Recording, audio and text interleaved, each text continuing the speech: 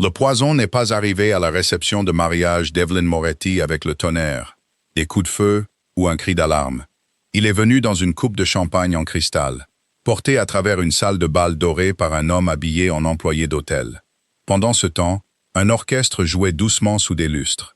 Des lustres si brillants qu'ils faisaient resplendir chaque mensonge dans la pièce. Un instant, le chef de la mafia le plus redouté de New York se tenait à côté de sa mariée. Il était calme et intouchable dans son smoking noir. Sa main reposait au creux de ses reins, comme une promesse. L'instant d'après, ses ennemis souriaient dans l'ombre. Ils attendaient que la femme dont tout le monde s'était moqué devienne la seule raison de sa survie cette nuit-là. Evelyn avait souvent imaginé la peur avant le jour de son mariage, mais pas comme ça. Elle s'était imaginée remonter l'allée, avec trop de regards fixés sur son corps taille 52. Elle s'était imaginée entendre des chuchotements sur ses bras, sa taille, ses hanches, sur la façon dont le satin blanc épousait des formes que d'autres femmes apprenaient à cacher. Elle avait imaginé la bouche déçue de sa mère, le petit sourire acéré de sa demi-sœur, et le jugement froid des mondains qui mesuraient les femmes comme les joailliers mesurent les diamants. Ils ne cherchaient que la taille, l'éclat et la valeur publique. Evelyn s'était préparée à tout cela, mais elle ne s'était pas préparée à cet étrange et silencieux émerveillement. Celui de se tenir dans une cathédrale remplie de roses, pendant que Vincent Moretti la regardait comme si aucune autre femme au monde n'existait. La cérémonie s'était terminée sans catastrophe. C'était déjà un miracle en soi. Vincent lui avait pris les mains devant des prêtres, des politiciens, des juges, devant de grands noms de famille et des hommes en costume sombre qui ne souriaient jamais. Sa voix était basse et stable quand il a prononcé ses vœux. Mais Evelyn avait senti le poids derrière ses mots. Vincent n'était pas un homme qui prenait les mots à la légère. Son amour n'était pas enveloppé de douceur. Il était comme une porte verrouillée, un mur érigé, une promesse chargée de sens. Personne ne l'atteindrait sans passer par lui d'abord. Quand il a glissé la bague à son doigt, son pouce s'est attardé sur sa peau. Et le temps d'une brève inspiration, Evelyn a oublié la taille de la pièce. Elle a oublié les gens qui attendaient de la juger. Elle a oublié chaque voix cruelle qui lui avait dit qu'elle était à la fois trop et pas assez. Puis vint la réception au Waldorf Astoria, un lieu où la beauté avait un prix et où chaque sourire était poli. La grande salle de bal scintillait d'argent. La lumière dorée se déversait sur de hauts miroirs, des orchidées blanches, des tours de cristal, sur des nappes de soie et du champagne servi par des serveurs silencieux aux gants blancs. Les invités se déplaçaient dans la pièce, comme s'ils faisaient partie d'un vieux tableau. Élégants et prudents, ils faisaient semblant de ne pas regarder, tout en observant tout. Les femmes de mafieux portaient des diamants assez lourds pour acheter de petites maisons. Les politiciens riaient trop fort à des blagues qu'ils ne trouvaient pas drôles. Les hommes d'affaires embrassaient la main de Vincent du regard, tandis que leur bouche offrait des félicitations. De vieilles femmes à la posture parfaite observaient Evelyn comme des juges observent un prisonnier. Evelyn se tenait à côté de Vincent sous une arche de fleurs blanches. Sa robe de mariée était encore impeccable, ses cheveux sombres attachés bas sur sa nuque. Ses joues étaient chaudes de toute cette attention. La robe avait été faite juste pour elle. Vincent y avait insisté. Elle n'avait pas été commandée dans une boutique qui traitait les femmes rondes comme une option secondaire. Elle n'avait pas été forcée dans un tissu destiné à s'excuser pour son corps, mais elle avait été construite autour de ses formes avec soin. Le satin épousait sa poitrine généreuse, se resserrait à sa taille, puis tombait en douces vagues sur ses hanches. De minuscules perles captaient la lumière à chaque respiration. Elle avait pleuré la première fois qu'elle s'était vue dans le miroir. Pas parce qu'elle avait l'air mince, mais parce qu'elle ressemblait à elle-même. Et pour la première fois, elle s'était sentie belle. Vincent remarqua la façon dont ses doigts se crispaient sur son bouquet. Il se pencha jusqu'à ce que sa bouche frôle son oreille. « Respire, mon amour », murmura-t-il. Sa voix était assez calme pour apaiser son cœur. « Cette pièce est pleine de gens qui aimeraient avoir ne serait-ce que la moitié de ta force. » Evelyn essaya de sourire. « Ils me regardent tous. »« Laisse-les faire, » dit Vincent. « Ce soir, ils vont apprendre. » Il a dit cela comme un simple fait, et ça l'a presque fait rire. Vincent Moretti ne demandait jamais la permission à une assemblée. Il entrait, et la pièce s'adaptait à lui. Il était grand, large d'épaules, et d'une immobilité effrayante. Ses cheveux noirs étaient peignés en arrière, dégageant un visage trop beau pour se sentir en sécurité. Les gens parlaient de lui sur un ton prudent. On disait qu'il contrôlait la moitié de l'argent occulte de la ville, qu'il possédait des juges, que ses ennemis disparaissaient après l'avoir contrarié. Même les hommes qui le haïssaient baissaient la voix en prononçant son nom. Mais avec Evelyn, il la touchait avec douceur. Il lui ouvrait les portes. Il se souvenait de comment elle aimait son café, après de longues gardes à l'hôpital. Il savait qu'elle dormait sur le côté gauche quand elle était fatiguée. Il savait qu'elle fredonnait de vieilles chansons en vérifiant mentalement les fiches de médicaments. Il savait qu'elle était plus qu'un corps dont les autres se moquaient. De l'autre côté de la pièce, sa mère, Marlene, se tenait près de la tour de champagne. Son visage était si tendu qu'il semblait sur le point de se fissurer. Elle portait une robe argent pâle, et l'expression d'une femme qui se sentait publiquement humiliée par le bonheur de sa propre fille. Pendant la majeure partie de la vie d'Evelyn, Marlene avait agi comme si le corps d'Evelyn était un problème familial, quelque chose à cacher, à gérer, à corriger, et pour lequel il fallait s'excuser. Elle avait loué les mains d'Evelyn quand elle soignait des inconnus, loué sa patience quand des proches avaient besoin d'aide, loué son travail quand un cousin blessé avait eu besoin d'un conseil médical à minuit. Mais elle n'avait jamais complimenté Evelyn dans une robe. Jamais dit qu'elle était belle sans ajouter une suggestion ensuite. Jamais regardé sa silhouette généreuse sans chagrin ou agacement. À côté de Marlène se tenait la demi-sœur d'Evelyn, Céleste. Mince, éclatante et méchante dans une robe rose conçue pour rivaliser avec la mariée. Céleste avait passé toute la cérémonie à faire semblant d'essuyer des larmes, tout en vérifiant discrètement combien d'hommes puissants la remarquaient. Elle avait toujours cru qu'elle aurait dû être choisie par quelqu'un comme Vincent. Dans son esprit, les hommes riches et dangereux allaient avec des femmes qui rendaient bien en photo. Pas avec des infirmières des urgences qui rentraient avec les pieds endoloris, les yeux fatigués, et un corps qui ne se faisait pas plus petit pour personne. Evelyn vit Céleste chuchoter quelque chose derrière sa coupe de champagne. Deux femmes à côté d'elle rirent doucement.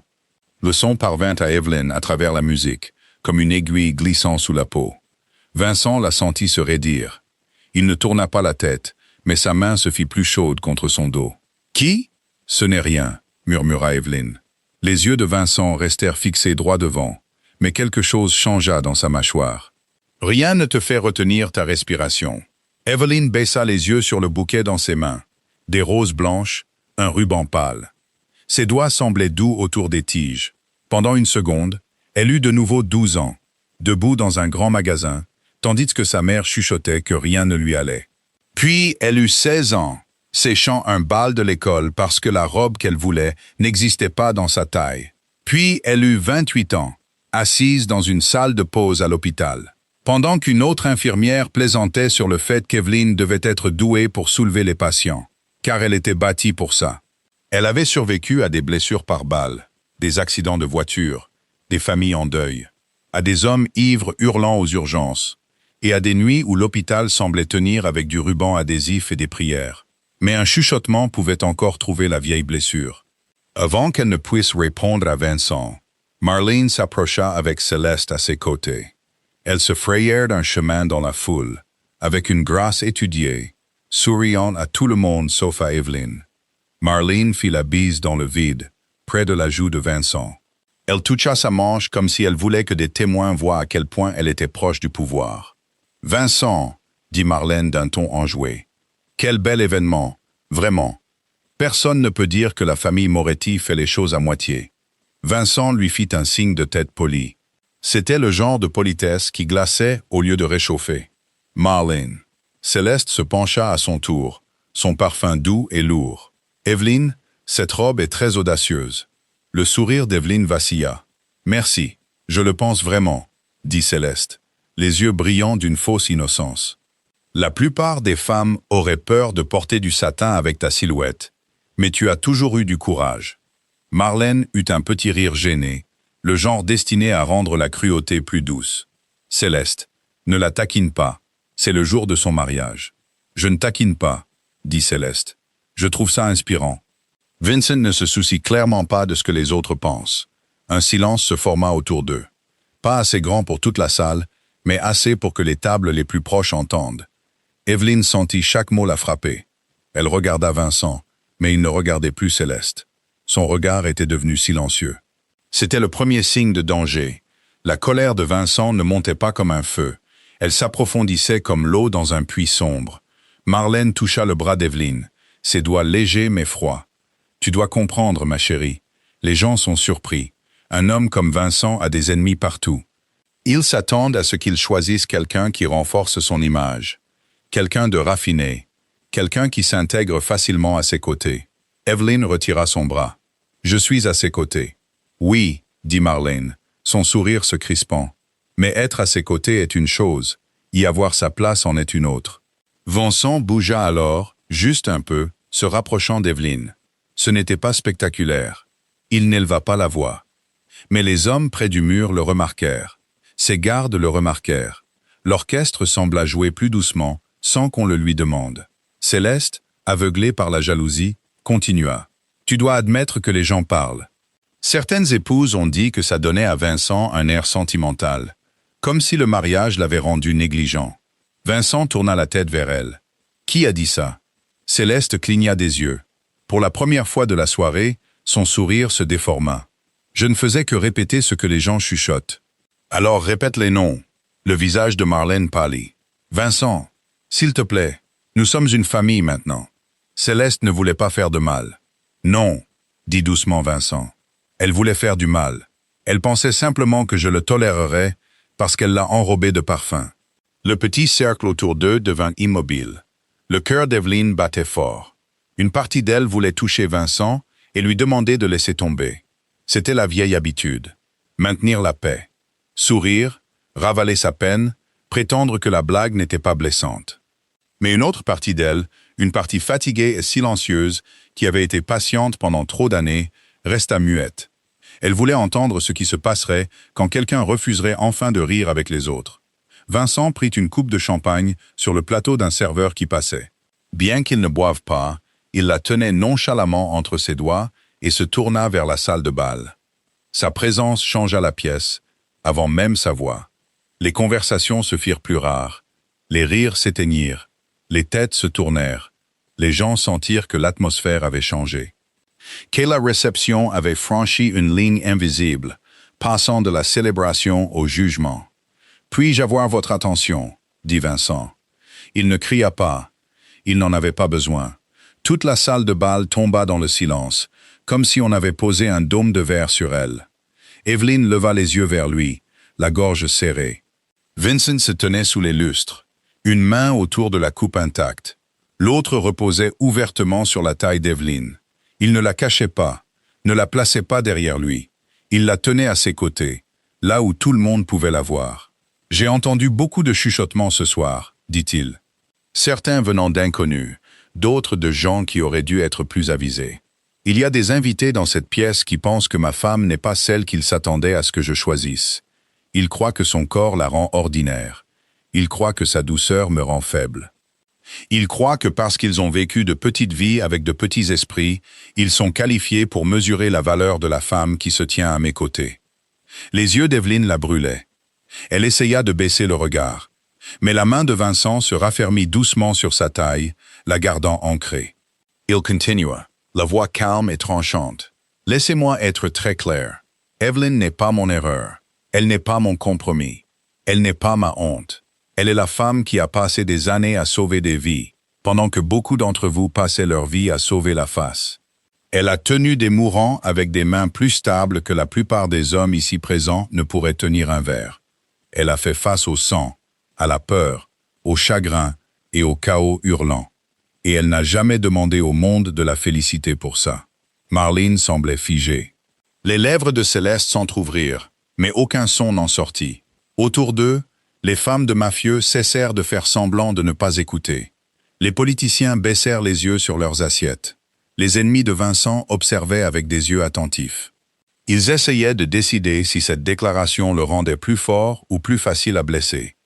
Vincent leva la main d'Evelyne et embrassa son alliance. « Cette femme est mon épouse, ma famille, ma reine. Quiconque l'insulte, m'insulte. Quiconque lui manque de respect, au nom Moretti. Et quiconque est assez stupide pour prendre sa gentillesse pour de la faiblesse, apprendra à quel point il est dangereux d'avoir tort. » Le silence qui suivit ces mots semblait vivant. Evelyne pouvait entendre le léger tremblement d'une corde de violon. Elle pouvait entendre sa propre respiration. Elle pouvait entendre une fourchette se poser quelque part au fond de la salle. Puis, un par un, les gens baissèrent les yeux. Pas tous par amour, ni par respect, certains par peur, mais ils les baissèrent. Vincent se retourna vers elle, et l'obscurité sur son visage s'adoucit. Evelyne le dévisagea. Après ça, surtout après ça, il posa la coupe intacte sur un plateau voisin et l'entraîna au centre de la salle de bal. L'orchestre recommença à jouer, plus lentement cette fois, presque comme dans un rêve. Evelyne sentit chaque regard sur elle quand Vincent la prit dans ses bras. Mais quelque chose avait changé. Les regards ne ressemblaient plus à des couteaux. Ils étaient comme des lampes lointaines, observant de loin, pendant qu'elle se tenait dans la seule chaleur qui comptait. Vincent la guida avec précaution, une main dans son dos, l'autre tenant la sienne.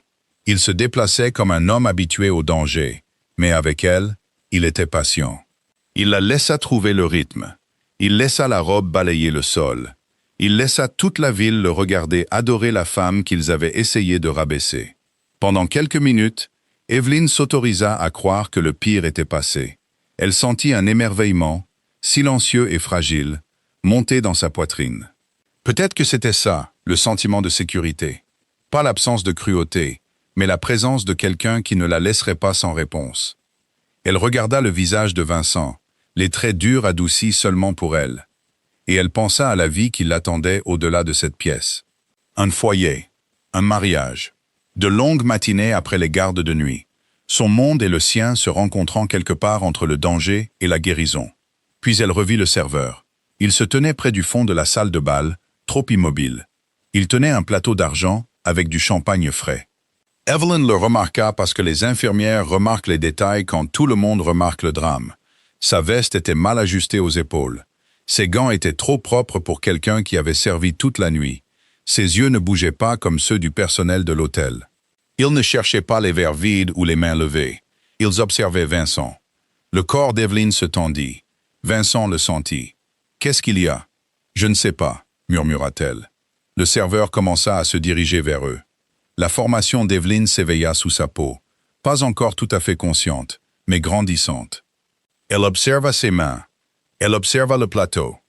Elle observa la façon dont une coupe était légèrement à l'écart des autres, un peu plus près de son pouce. Une chose simple, presque rien, mais les infirmières des urgences vivent dans le monde du presque rien.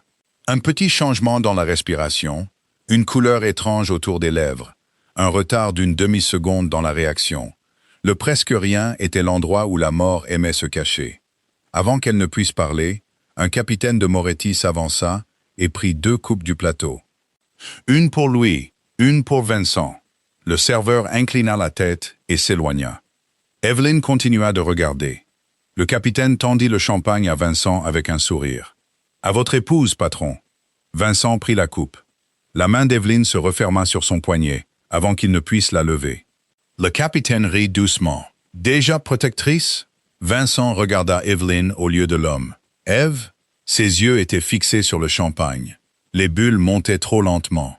L'odeur était presque cachée sous la douceur, mais quelque chose d'amer s'en échappait. De l'amande peut-être, du métal peut-être. Pas assez pour une certitude, mais assez pour la peur. « Ne bois pas ça », murmura-t-elle. Vincent ne la questionna pas. Il baissa la coupe immédiatement. Mais le capitaine à côté de lui avait déjà bu une gorgée de la sienne.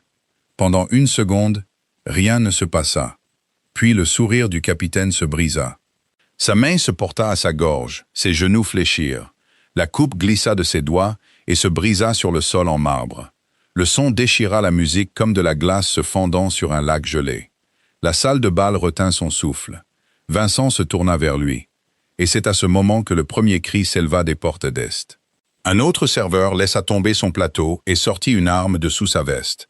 Un deuxième homme, près de la table des desserts, poussa un agent de sécurité dans l'arrangement floral. L'orchestre s'arrêta en pleine note. Les invités se levèrent brusquement de leurs chaises. Quelqu'un cria le nom de Vincent. Quelqu'un d'autre hurla de chercher les sorties. La salle de bal dorée devint une tempête de soie, de verre, de peur et de pas précipités. D'instinct, Vincent poussa Evelyn derrière lui. Une de ses mains se dirigea vers l'arme cachée sous sa veste. Mais alors qu'il se tournait, le premier serveur apparut de la foule, une deuxième coupe à la main. Il jeta le liquide au visage de Vincent. Vincent recula brusquement, mais une partie du liquide atteignit sa bouche, sa mâchoire, le côté de son cou. Evelyne s'entendit crier son nom. Vincent tira dans l'épaule de l'agresseur avant que l'homme ne puisse saisir une autre arme. Le serveur tomba lourdement, mais Vincent chancela d'un seul pas, à peine assez pour que quelqu'un d'autre le remarque. Evelyne remarqua tout. Ses pupilles se contractèrent, sa respiration changea, sa main se plaqua contre sa poitrine. La douce peur à l'intérieur d'Evelyne se transforma en glace. « Vincent » dit-elle. Il essaya de répondre, mais sa bouche bougeait sans émettre de son. L'homme le plus redouté de New York, celui qui pouvait faire taire une salle de bal d'une seule phrase, semblait soudain confus par son propre corps. Il tendit la main vers elle, et elle le rattrapa alors que son poids fléchissait. Autour d'eux, la pièce explosa dans le chaos. Les gardes de Moretti éloignèrent les invités du centre de la salle. Des hommes criaient dans des radios. Céleste hurlait près de la tour de champagne. Marlene se tenait figée, les deux mains sur la bouche, mais Evelyne ne les entendait pas clairement. Son monde se réduisit à la peau de Vincent, son pouls, sa respiration, à l'étrange tension dans sa mâchoire, au léger tremblement qui commençait dans ses mains. Elle le déposa doucement sur le sol, ignorant le bruit de sa robe de mariée qui se déchirait sous ses genoux. Son voile glissa de ses cheveux. Le champagne et le verre brisé scintillaient autour d'eux. Les yeux de Vincent se fixèrent sur les siens, furieux et effrayés. Pas pour lui-même, mais parce qu'elle était toujours en danger. « Reste avec moi », dit Evelyne, sa voix prenant le ton calme et clair qu'elle utilisait aux urgences, quand la panique n'avait pas sa place. « Regarde-moi, Vincent. Ne ferme pas les yeux. » Sa main trouva son poignet. Sa prise était plus faible qu'elle n'aurait dû l'être. Un garde s'agenouilla à côté d'elle. « Madame Moretti, nous devons le déplacer. »« Non, » dit sèchement Evelyne. « Pas encore. Dites à vos hommes de boucler les sorties et d'appeler les secours, mais ils ne bougent pas tant que je ne sais pas ce que c'est. » Le garde la regarda, surpris. Evelyne leva les yeux, du sang et du champagne, tachant le satin blanc à ses genoux. Son visage n'était plus doux de peur. Maintenant, il obéit. La respiration de Vincent se bloqua. Evelyne se pencha sur lui, une main sur son pouls, l'autre ouvrant son col. Son esprit fonctionnait vite, clairement, entraîné par des années de crise. Poison? Par contact ou ingestion? Action rapide. Respiration affectée. Agent neurotoxique possible. Toxine cardiaque possible. Elle avait besoin de temps. Elle avait besoin d'équipement. Elle avait besoin que la pièce cesse de tourner autour d'elle. Et puis, à travers le chaos, elle vit l'un des agresseurs à terre bouger. Il ne courait pas. Il rampait vers eux avec une petite lame cachée à son poignet. Ses yeux étaient fixés sur le flanc exposé de Vincent. Aucun des gardes ne le vit. Ils étaient tournés vers les portes, luttant contre la deuxième vague de panique. Evelyne regarda l'homme. L'homme la regarda. Le temps d'une inspiration, la femme dont tout le monde s'était moqué était agenouillée entre un roi de la mafia mourant et l'ennemi envoyé pour l'achever. Sa robe était déchirée, ses mains tremblaient. Son corps, ce même corps dont ils avaient chuchoté toute la nuit, était le seul rempart qui restait. L'assassin se jeta en avant. Evelyne bougea la première. L'assassin se jeta en avant, et Evelyne ne pensa pas à la peur. Elle ne pensa pas à la robe blanche qui se déchirait sous ses genoux, ni à la salle pleine de gens qui avaient chuchoté sur son corps quelques minutes plus tôt, ni à l'éclair froid de la lame se dirigeant vers l'homme qu'elle aimait. Son monde devint simple. Vincent était au sol derrière elle, luttant pour respirer, et l'homme en face d'elle voulait finir ce que le poison avait commencé. Evelyne se jeta sur le côté avec toute la force pour laquelle elle s'était excusée pendant des années. Son épaule percuta la poitrine de l'assassin, assez fort pour lui couper le souffle. La lame manqua Vincent de moins de 3 centimètres. L'homme s'écrasa sur le marbre avec un grognement sec, mais il se remit vite. Il se tortilla sous elle, essayant de relever le couteau. Evelyne attrapa son poignet à 2 mains. Son bras tremblait d'effort. Les bras d'Evelyne tremblaient aussi, mais elle avait passé des années à déplacer des patients inconscients, à maîtriser des hommes paniqués faisant 2 fois sa taille, à soulever des corps de brancard, à tenir bon pendant des gardes de 12 heures quand ses pieds la brûlaient et que son dos hurlait. Cet homme s'attendait à une mariée effrayée. Il ne s'attendait pas à une infirmière des urgences qui savait exactement quelle pression un poignet humain pouvait supporter avant que la main ne s'ouvre. « Lâche-le » dit Evelyn, la voix basse et féroce. Il lui cracha quelque chose dessus, essayant de la désarçonner. Mace Evelyn déplaça son poids et immobilisa son bras sous son genou. Le couteau tomba sur le marbre avec un cliquetis. Un garde de Moretti se retourna juste à temps pour la voir enfoncer son coude dans les côtes de l'agresseur. Elle le maintint là, respirant fort, son voile à moitié déchiré. Ses perles étaient éparpillées sur le sol comme de minuscules étoiles blanches. Pendant une étrange seconde, toute la salle de bal sembla se figer autour d'elle. La femme qu'on avait moquée parce qu'elle prenait de la place utilisait cet espace pour protéger l'homme le plus dangereux de New York. Le garde se précipita et emmena l'assassin, lui tordant les bras dans le dos. Evelyn ne le regarda pas partir. Elle rampa jusqu'à Vincent. Son visage était devenu pâle sous les traits durs de sa mâchoire. Ses yeux étaient ouverts, mais ils n'étaient pas focalisés comme ils auraient dû l'être. Sa respiration était courte et irrégulière, et ses doigts ne cessaient de se crisper et de se desserrer sur le tissu abîmé de sa robe. « Vincent, écoute-moi, » dit Evelyn, posant une main sur sa joue. « Reste concentré sur ma voix. J'ai besoin que tu restes éveillé. » Ses lèvres bougèrent. Aucun son ne sortit. « Je sais, » murmura-t-elle, forçant le calme dans chaque mot alors que son cœur se brisait. « Je sais que tu es en colère. Sois en colère plus tard. Pour l'instant, respire. » Autour d'eux, la salle de bal était toujours une tempête vivante. Des invités pleuraient derrière des tables renversées. Des agents de sécurité criaient dans des radios. Quelqu'un avait finalement déclenché une alarme incendie. Et le son fin et pulsant traversait la pièce, comme un avertissement d'un autre monde. Mais la formation d'Evelyn lui créait un tunnel à travers le chaos. Elle vérifia de nouveau le pouls de Vincent. Trop rapide et irrégulier. Sa peau était moite. Ses pupilles étaient anormales. Le poison agissait rapidement, attaquant son corps avant que quiconque ne puisse comprendre ce qui se passait. « Apportez-moi de l'oxygène » cria-t-elle. « Une trousse médicale maintenant. Et demandez si cet hôtel a un chariot d'urgence à cet étage. » Un jeune garde la dévisagea, son arme toujours levée, le visage vide de choc. Evelyn tourna brusquement la tête vers lui. « Bougez !» Il bougea. Un autre garde s'agenouilla près de Vincent, le visage dur mais effrayé. « Madame Moretti, l'ambulance est en route, mais les rues sont bouclées. Des voitures bloquent l'entrée principale. »« Alors dégagez-les, » dit Evelyn. « Et amenez-moi quiconque peut porter du matériel. Pas quelqu'un qui veut rester là à se donner des airs importants. » Le garde hocha la tête une fois et courut. Evelyn prit la serviette de la table à côté d'elle et essuya le liquide de la bouche et de la mâchoire de Vincent. Elle se pencha, écoutant sa respiration, puis tourna doucement sa tête pour dégager ses voies respiratoires. La première coupe avait terrassé son capitaine rapidement, et la seconde avait éclaboussé le visage de Vincent.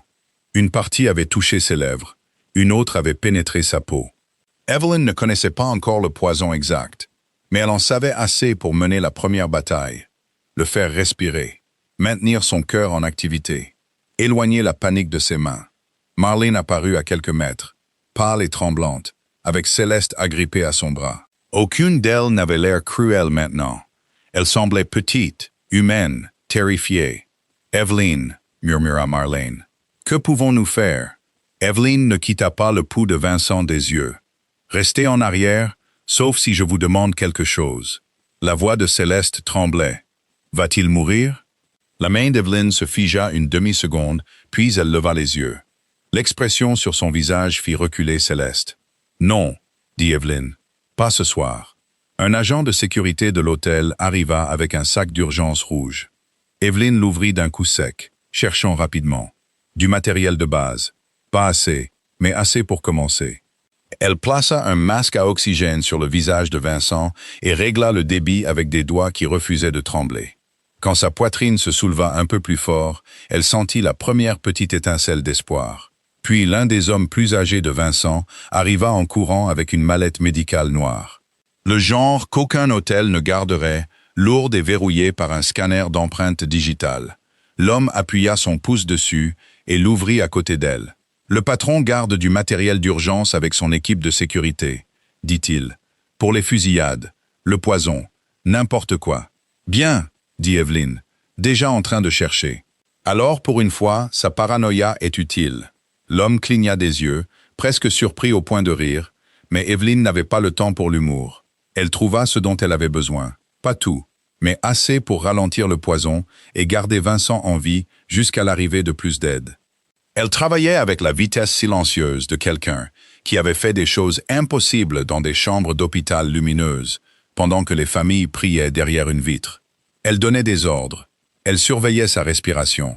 Elle rendait les hommes autour d'elle utiles.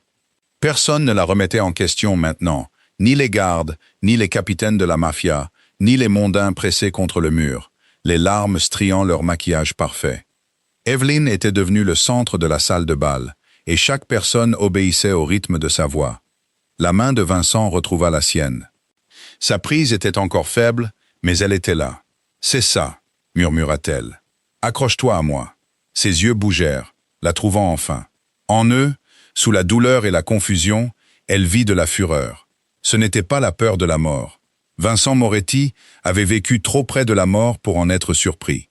C'était la rage que quelqu'un ait apporté la mort à leur mariage. La rage que quelqu'un ait mis Evelyn au milieu de tout ça. La rage que son corps ne lui obéisse pas, alors qu'elle était à genoux dans le verre et le sang à côté de lui. Evelyn caressa ses phalanges avec son pouce. « N'ose même pas essayer de te lever. » Sa bouche s'incurva légèrement sous le masque à oxygène. Même empoisonné, même à moitié conscient, Vincent l'entendit. L'équipe d'ambulanciers les atteignit par une entrée de service 9 minutes plus tard. Ils étaient guidés par des hommes de Moretti armés qui semblaient prêts à transporter tout l'hôpital si Evelyn le leur demandait. Les ambulanciers s'arrêtèrent en voyant la salle de bal, le verre brisé, les agresseurs maîtrisés, le capitaine inconscient et la mariée agenouillée sur Vincent comme un ange sur un champ de bataille.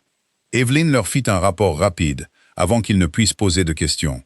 Elle leur dit ce qui s'était passé, les symptômes qu'elle avait vus, ce qu'elle avait déjà fait et ce qu'elle suspectait. Sa voix était claire, professionnelle et exacte. L'un des ambulanciers regarda sa robe. « Je suis infirmière aux urgences », dit Evelyn, et sa femme. C'était suffisant. Ils chargèrent Vincent sur un brancard, et Evelyn se leva avec lui. Ses jambes tremblaient quand elle se mit debout, mais elle refusa de tomber. Du sang, du champagne et des pétales écrasés marquaient le devant de sa robe. Ses cheveux s'étaient détachés autour de son visage. Son voile avait disparu. Une manche était déchirée près de l'épaule. Elle ne ressemblait en rien à la mariée parfaite qui était entrée dans la salle de bal. Elle avait l'air forte. Alors que le brancard roulait vers le couloir de service, la main de Vincent chercha aveuglément sur le côté. Evelyn la prit aussitôt. « Je suis là, dit-elle. Je ne pars pas. » Un capitaine de Moretti se mit sur son chemin. « Madame Moretti, la voiture est sécurisée. Nous pouvons vous déplacer séparément. » Evelyn le regarda. « J'ai dit que je ne partais pas. » Il s'écarta. Le trajet jusqu'à l'établissement médical privé de Vincent se brouilla en un mélange de gyrophares, de sirènes et des doigts de Vincent faiblement serrés autour des siens. Evelyn resta à ses côtés, parlant doucement, même quand elle ne savait pas s'il pouvait l'entendre. Elle lui dit qu'il se débrouillait bien. Elle lui dit de respirer. Elle lui dit que s'il survivait à une armée d'ennemis pour mourir après une gorgée de champagne de mariage, elle ne lui pardonnerait jamais. À cela, ses doigts se resserrèrent une fois, et elle faillit pleurer de soulagement. À l'aube, Vincent était en vie. Pas guéri, pas en sécurité, mais en vie. Il était dans une chambre privée, derrière des portes renforcées, entouré de machines, de gardes armés et du bourdonnement silencieux d'équipements médicaux coûteux. Le poison avait été ralenti avant de pouvoir achever son œuvre. Les médecins dirent à Evelyn que sa réaction rapide lui avait sauvé la vie. Ils le dirent avec précaution, comme s'ils ne comprenaient pas tout à fait qu'elle le savait déjà. Elle l'avait senti à chaque seconde où elle s'était battue pour lui. Elle avait tenu la porte fermée pendant que la mort poussait de l'autre côté. Vincent dormit pendant la majeure partie de la matinée, pâle mais respirant par lui-même. Evelyn était assise à côté de son lit dans une robe de chambre empruntée. Sa robe de mariée en ruine était pliée sur une chaise dans le coin, comme une preuve d'une autre vie. Les infirmières allaient et venaient. Les médecins vérifiaient les moniteurs. Les hommes de Moretti se déplaçaient comme des ombres dans le couloir. Chaque fois que quelqu'un essayait de la convaincre de se reposer, elle regardait Vincent et refusait. Vers midi, Vincent ouvrit les yeux. Evelyn était penchée en avant, les coudes sur les genoux, les mains enroulées autour d'un gobelet de café intact. Quand elle le vit la regarder, tout son visage changea. Le soulagement la traversa si vivement que cela ressemblait à de la douleur. « Salut », murmura-t-elle. La voix de Vincent sortit rauque. « Tu es blessé. » Elle rit une fois, un rire doux et incrédule. « C'est la première chose que tu dis ?» Ses yeux parcoururent son visage, ses mains, le bandage enroulé autour de son avant-bras où le verre l'avait coupé. « Tu es blessé », répéta-t-il, plus en colère cette fois. « Je vais bien. » Il essaya de s'asseoir. Evelyn posa une main ferme sur sa poitrine et le repoussa contre l'oreiller.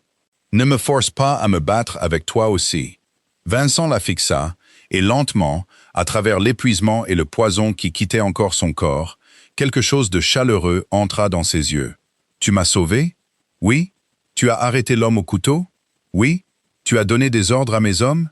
Oui. » Un léger sourire effleura sa bouche. Combien d'entre eux avaient l'air effrayés? Tous. Bien. Pendant un moment, ils se regardèrent simplement. La pièce était silencieuse, à l'exception des machines et de l'air doux qui circulait dans les conduits. Puis Vincent leva la main avec effort et toucha sa joue. Son pouce passa doucement sous son œil. « J'ai promis à la ville que tu étais ma reine, » dit-il, « et tu as prouvé que j'avais sous-estimé la situation. » Evelyn ferma les yeux pour retenir ses larmes. Elle avait été forte toute la nuit, mais sa tendresse la brisait presque. « J'ai eu si peur, je sais. J'ai cru que j'allais te perdre. Tu ne m'as pas perdu. »« Non » murmura-t-elle, « je ne t'ai pas perdu. » Son regard s'aiguisa. « Qui a fait ça ?» La douceur dans la pièce se refroidit. Evelyn attrapa le dossier sur la table de chevet. Elle n'avait pas passé la matinée à attendre seulement. Pendant que Vincent dormait, elle avait parlé aux gardes, au personnel de l'hôtel, aux ambulanciers et au seul agresseur capturé qui avait eu assez peur pour parler quand Evelyn s'était tenue devant lui, vêtue d'une robe de chambre sur une nuisette tachée de sang, et lui avait posé des questions simples. Elle avait remarqué des choses que les hommes avaient manquées parce qu'ils cherchaient des armes, et elle cherchait des comportements. Le serveur qui portait la coupe était entré par un couloir de service qui nécessitait une carte d'accès privée. La bouteille de champagne avait été échangée sur une table réservée uniquement au cercle intime de Vincent. Les agresseurs savaient exactement quand Vincent serait exposé pendant le toast. Quelqu'un sur la liste des invités avait ouvert la porte. Vincent la regarda ouvrir le dossier. « Adrian Vale », dit Evelyn. L'expression de Vincent ne changea pas, mais l'air autour de lui si. Adrian Vale était un investisseur hôtelier milliardaire, un donateur politique, et l'un des hommes qui avait souri trop chaleureusement à Evelyn pendant la réception. Il avait passé des années à prétendre être ami avec la famille Moretti, tout en tissant discrètement des liens avec un clan rival de Boston. Il avait aussi été l'une des voix les plus fortes à chuchoter que Vincent s'était affaibli en l'épousant. « Il leur a donné l'accès ?» demanda Vincent. « Oui, via le système d'événements privés de l'hôtel. Il a organisé des remplacements de personnel 2 jours avant le mariage. Il a aussi payé l'un des fournisseurs de champagne pour préparer une bouteille spéciale pour votre table. » La mâchoire de Vincent se durcit. « Comment le sais-tu » Evelyn posa un téléphone sur le lit à côté de lui. « Parce que l'agresseur capturé avait des messages. Tes hommes cherchaient des noms. Je cherchais un timing. L'assistant d'Adrian a envoyé la confirmation finale 16 minutes avant le toast. » Vincent regarda le téléphone, puis la regarda de nouveau. La voix d'Evelyn baissa. Il pensait que tout le monde blâmerait une attaque rivale. Il pensait que dans la panique, personne ne remarquerait la personne qui avait ouvert la porte de l'intérieur. Vincent resta silencieux un long moment. Puis il dit « Amenez-le ». L'ordre parcourut le bâtiment comme de l'électricité. Au coucher du soleil, Adrian Vale se tenait dans la chambre de convalescence privée, flanqué de 2 gardes de Moretti. Son costume coûteux était froissé, ses cheveux argentés n'étaient plus parfaitement coiffés, et son visage portait la dignité blessée d'un homme riche qui n'avait jamais cru que les conséquences étaient pour lui. Il regarda Vincent dans le lit d'hôpital, puis Evelyn debout à côté de lui dans une simple robe noire que quelqu'un avait apportée de la maison. La robe n'était pas une robe de mariée. Elle était simple, douce et élégante.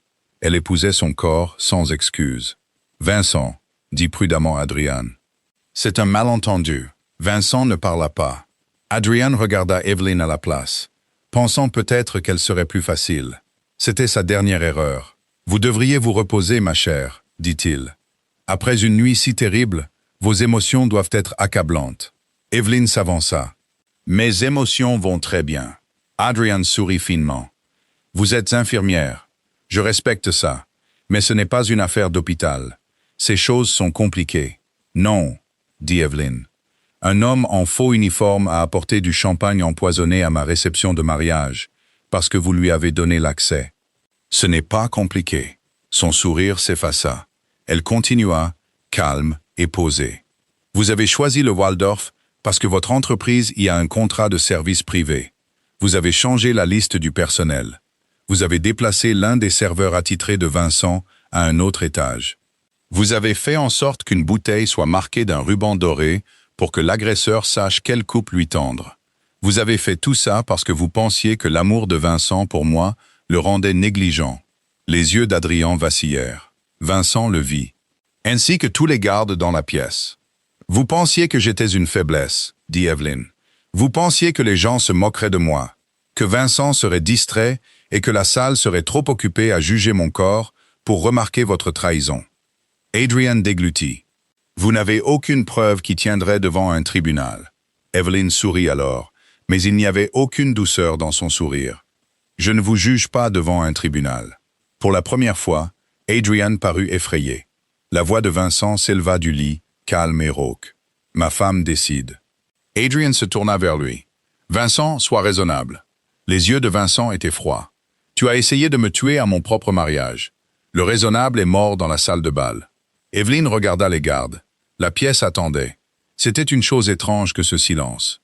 Le genre de silence qu'on ne lui avait jamais accordé en grandissant. Personne ne l'interrompait. Personne ne la corrigeait. Personne ne lui disait qu'elle était dramatique, émotive ou trop sensible. Ils attendaient parce que sa parole comptait. « Adrian Vale est fini à New York, » dit Evelyn. « Chaque contrat hôtelier, chaque faveur politique, chaque club privé, chaque siège au conseil d'administration, disparu. Demain matin, personne ne prendra ses appels. La semaine prochaine, il quittera la ville avec ce que Vincent lui permettra de garder. S'il revient un jour, il devra d'abord me répondre. » Le visage d'Adrian devint gris. « Vous ne pouvez pas faire ça. » Evelyn soutint son regard. « Regardez-moi faire. » La bouche de Vincent s'incurva légèrement, mais il ne dit rien. Il n'en avait pas besoin. Les gardes prirent Adrian par les bras et le firent sortir. Ses protestations s'estompèrent dans le couloir, de plus en plus faibles à chaque pas. 3 jours plus tard, les journaux parlèrent d'un incident de sécurité privée. Les pages mondaines qualifièrent le mariage d'inoubliable. Les politiciens appelèrent pour exprimer leur inquiétude. Les femmes de mafieux envoyèrent des fleurs, des cadeaux et des notes manuscrites prudentes, adressées non seulement à Vincent, mais aussi à Evelyn. À la fin de la semaine, Adrian Vale avait démissionné de tous les conseils d'administration où il siégeait. Son appartement de luxe était en vente. Ses alliés niaient le connaître. Ses ennemis ne prenaient pas la peine de cacher leur sourire. New York avait compris le message, avant que quiconque ne le dise à voix haute. La mariée de Vincent Moretti ne s'était pas cachée derrière lui. Elle l'avait sauvé. Elle avait jugé le traître. Elle avait parlé, et des hommes puissants avaient agi. Quand Vincent rentra enfin chez lui, Evelyn se tenait dans la chambre de leur maison de ville, regardant la robe de mariée suspendue près de la fenêtre. Elle avait été nettoyée autant que possible, mais certaines marques ne partiraient jamais. Une légère ombre près de l'ourlet, une déchirure près du genou, quelques perles manquantes. Elle n'avait plus l'air parfaite. Elle ressemblait à la vérité. Vincent s'approcha derrière elle, plus lentement que d'habitude, mais stable. Ses bras s'enroulèrent autour de sa taille, et il posa son menton près de son épaule. « Je t'en achèterai une autre, » dit-il. Evelyn regarda la robe. « Non, non, je veux garder celle-ci. » Ses bras se resserrèrent doucement. « Pourquoi ?» Elle toucha le satin déchiré. « Parce que c'est la robe que je portais quand j'ai cessé d'avoir peur de la pièce. » Vincent la tourna dans ses bras. Son visage était encore fatigué, encore marqué par ce qu'il avait survécu, mais ses yeux étaient vivants et fixés uniquement sur elle. « Tu n'as jamais été ordinaire, Evelyn. »« Je le sais maintenant, » murmura-t-elle. Il se pencha et l'embrassa, lentement et avec précaution. Pas comme un homme réclamant un prix, mais comme un homme honorant la personne qui l'avait ramené du bord de la mort. Evelyn se blottit contre lui, ses mains posées sur sa poitrine, sentant le battement régulier sous sa paume. Le son la remplit d'un émerveillement silencieux, plus profond que n'importe quel applaudissement. Un mois plus tard, ils organisèrent une deuxième réception, plus petite, plus sombre, plus privée. Non pas parce qu'Evelyn se cachait, mais parce qu'elle n'avait plus besoin d'une salle de bal pleine d'inconnus pour témoigner de sa valeur. Pourtant, les personnes les plus puissantes de New York vinrent. Elles vinrent parce que Vincent les avait invitées, mais elles baissèrent les yeux parce qu'Evelyn entra à ses côtés. Elle portait de la soie rouge foncée cette fois, faite sur mesure pour son corps, avec les épaules nues et la tête haute. Sa mère se tenait près du fond, silencieuse et incertaine. Céleste ne riait pas. Aucune des femmes de mafieux ne chuchotait. Aucun des hommes ne souriait avec pitié. Vincent leva un verre d'eau, pas de champagne, et la salle comprit la blague privée sans oser rire. Il regarda Evelyn, avant de regarder qui que ce soit d'autre. « À ma femme, dit-il, la femme qui a sauvé ma vie, mon nom et ma ville. » Evelyn prit sa main, sentant chaque regard sur elle. Autrefois, cette attention l'aurait fait se recroqueviller sur elle-même. Maintenant, elle glissait sur elle et s'évanouissait. Elle avait appris quelque chose à la dure, dans le verre brisé, la peur et le satin taché de sang. Le monde essaierait toujours de décider quel genre de femme méritait l'amour, le pouvoir, la beauté et le respect. Mais le monde avait souvent tort. Elle regarda à travers la pièce le même genre de personnes qui s'étaient autrefois moquées d'elle. Des femmes riches avec des gorges de diamants, des hommes aux yeux froids, des parents qui avaient confondu la cruauté avec l'honnêteté, des ennemis qui avaient pensé que son corps la rendait inoffensive. Un par un, ils détournèrent le regard les premiers. Vincent se pencha près d'elle, sa voix pour elle seule. Ils comprennent maintenant. Evelyn sourit. Non, ils commencent à comprendre. Et c'était suffisant, parce qu'Evelyn Moretti n'était plus la mariée que les gens plaignaient, questionnaient, ou dont ils riaient derrière des coupes de cristal. Elle était l'infirmière des urgences, qui avait transformé une salle de bal en salle d'opération. La femme qui avait utilisé la force dont il se moquait pour repousser la mort. L'épouse qui avait vu le poison avant que les tueurs ne voient l'échec. La reine qui avait chassé un traître de la ville d'une seule phrase calme. À la fin, personne ne se souvenait des chuchotements tels qu'ils avaient été prononcés. Ils se souvenaient du silence qui avait suivi. Ils se souvenaient de Vincent Moretti gisant sur le marbre et d'Evelyn agenouillée à ses côtés, comme la seule force dans la pièce capable d'ordonner à la vie de rester. Ils se souvenaient de la robe déchirée, des mains stables, de l'assassin au sol et de la façon dont l'homme le plus redouté de la ville regardait sa femme à son réveil. Et à partir de cette nuit-là, chaque fois que quelqu'un à New York parlait du mariage de Vincent Moretti, personne ne disait qu'il avait choisi la faiblesse. Personne ne disait qu'il avait risqué son empire par amour. Personne ne disait qu'il s'était marié en dessous de sa condition. Il disait que Vincent Moretti avait survécu parce qu'il avait épousé Evelyn. Et Evelyn n'était pas sa faiblesse, elle était sa reine.